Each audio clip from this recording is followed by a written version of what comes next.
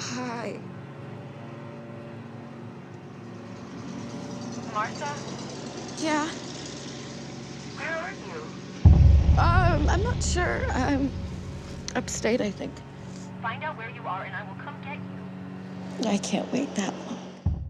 I think one of the things I love most about how you play your character is that she's not naive. She's a smart girl. Yeah. But there are certain things that your character has to believe that the cult is doing that are right, whether they are or not. Right. As an actress, do you have to try to convince yourself that they are right, whether or not you believe in what they're doing?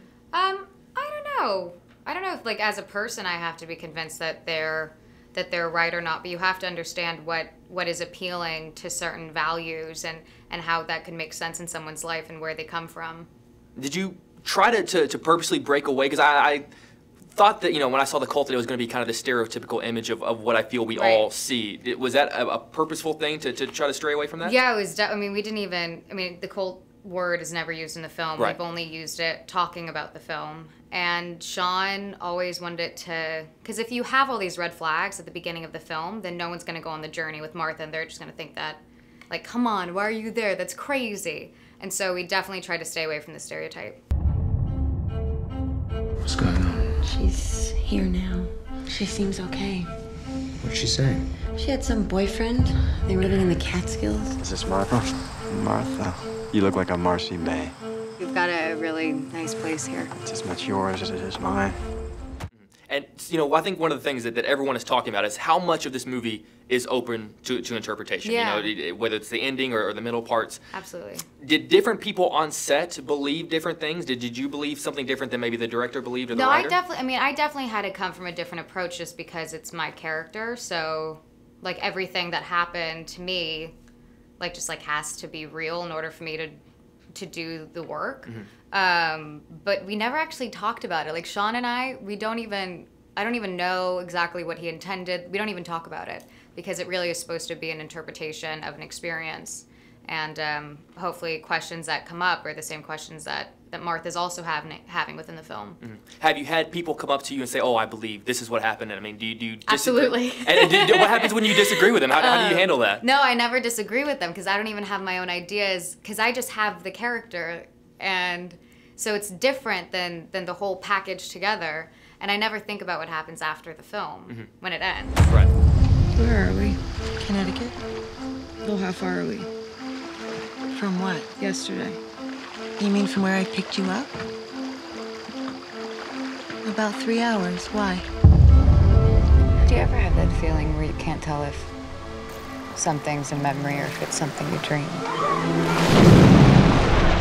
I don't blame you for not trusting people. If you're ever going to have a meaningful relationship, you need to let your guard down. We want to help you. Let us in. And I think one of the biggest challenges you have in the movie is that whenever you join this group, you kind of lose your voice, so you have to say a lot without actually saying anything. Yeah, absolutely. For you, what was that hardest thing that you had to convey without ever actually being able to say it? Well, I think it was just to make sure that it was always active, even if it's silent. There's always some sort of drive because I think it gets tiresome watching someone just emote. Right. So hopefully it was always, that was my hope and goal, was to make sure that there was always some clear, fluid action. What happened to you? You're a teacher and a leader, Marcy. Now prove it. Shoot it. They're living animals. So shoot Max then. Go ahead. And you've grown up, obviously, in a family that has been surrounded by press and reporters, almost to the point where I would think you might start looking at the press as almost in a negative light. That is how I grew up thinking. Right? So were you hesitant coming in? Talking to us? Was there ever that fear? No, because, now that I've been doing this a little bit since January, that I understand something a little bit different that I didn't understand before, that you do all of this to promote, especially when it's a film that you really care about. That's how you get people to see it, and it's not. But before, I always saw it from a perspective of almost like attacking, but it wasn't the press; it was paparazzi. So it was a little different. Right. So as of right now, we're doing okay. Yeah. As of now, everything's good in my book. Okay. Cool. Next time I'm talking, I'm gonna get an update on that and see how it's going. Yeah. So far, so good. I know who I am. I am a teacher pressure and the leader. You just never let me be that. I don't think she should stay with us anymore. We can't ignore the fact that her behavior is insane. I'm her only family. We have to leave. We all have to leave.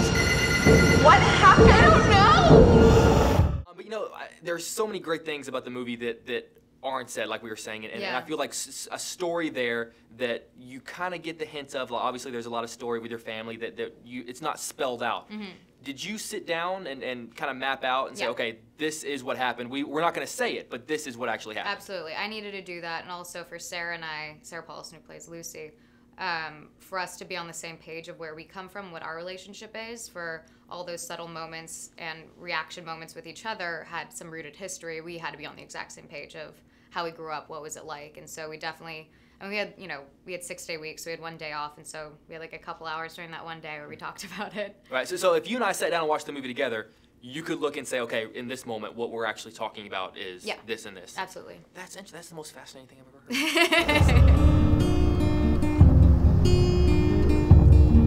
heard. Well, she's just a picture who lives on my wall. Just a picture. You're my favorite. I won't lose you. That's all